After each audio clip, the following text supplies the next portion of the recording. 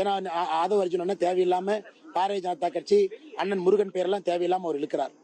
நான் விஜய் அவர்களுடைய படத்தை ஜனநாயகத்தை எப்ப ரிலீஸ் பண்றாங்களோ நான் தியேட்டர்ல போய் ஒரு ரசிகனாக நான் பார்ப்பேன். அது வேற. அதையும் அரசியலும் குழப்பக்கூடாது. நான் இன்னைக்கு பாரதிய ஜனதா கட்சி பொறுப்பில் இருக்கக்கூடிய ஒரு மனிதன், தொண்டனா இருக்கிறேன், சில இடத்துல தலைவனாவும் இருக்கிறேன். நான் ஜனநாயக படத்தை போய் தியேட்டர்ல பாப்பேங்கிறேன்.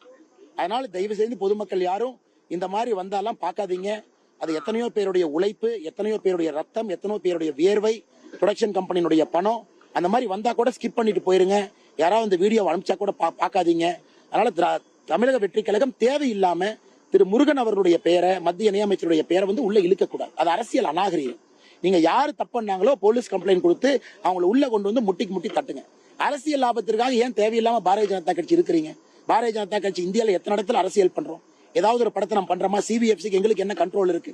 தேவையில்லாம ஏன் ஆதவ அர்ஜுன் அவர்களோ தமிழக வெற்றி கழகத்தினுடைய தலைவர்களோ சில பேர் ட்விட்டர்ல சொல்லக்கூடிய கருத்தையும் வன்மையாக இந்த நேரத்தில் நான் கண்டிக்கிறேன். ஆனா இது ரொம்ப தப்புங்கண்ணே. அது யாரு போட்டாங்களோ ரொம்ப தப்பு. அது போஸ்ட் ப்ரொடக்ஷன் ஸ்டுடியோ, அவங்க எல்லாம் அதுக்கு உத்தரவாதம் கொடுக்கணும். காரணம், வந்திருக்கக்கூடிய அந்த 3 நிமிஷம் 4 நிமிஷம் சில இடத்துல முழு படங்குறாங்க. நான் தேர்தலுக்கு பிறகு ஜனநாயகன் படத்தை நான் தியேட்டர்ல போய் பார்ப்பேன். ஏன்னா ஆதவ அர்ஜுன் தேவையில்லாம பாரதிய ஜனதா கட்சி அண்ணன் முருகன் பேரெல்லாம் தேவையில்லாம அவர் இழுக்கிறார். நான் விஜய் அவர்களுடைய படத்தை ஜனநாயகத்தை எப்ப ரிலீஸ் பண்றாங்களோ நான் தியேட்டர்ல போய் ஒரு ரசிகனாக நான் பார்ப்பேன். அது வேற. அதையும் அரசியலும் குழப்பக்கூடாது.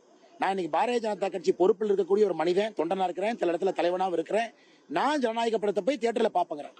அதனால தயவு செய்து பொதுமக்கள் யாரும் இந்த மாதிரி வந்தாலாம் பார்க்காதீங்க. அது எத்தனையோ பேருடைய உழைப்பு, எத்தனையோ பேருடைய ரத்தம், எத்தனையோ பேருடைய வியர்வை, ப்ரொடக்ஷன் கம்பெனியுடைய பணம். அந்த மாதிரி வந்தா கூட ஸ்கிப் பண்ணிட்டு போயிருங்க. யாராவது இந்த வீடியோ அனுப்பிச்சா கூட பார்க்காதீங்க. அதனால தமிழக வெற்றி கழகம் தேவையில்லாம திரு முருகன் அவர்களுடைய பெயரை, மத்திய இணையமைச்சருடைய பெயரை உள்ள இழுக்கக்கூடாது. அது அரசியல் அநாகரிகம்.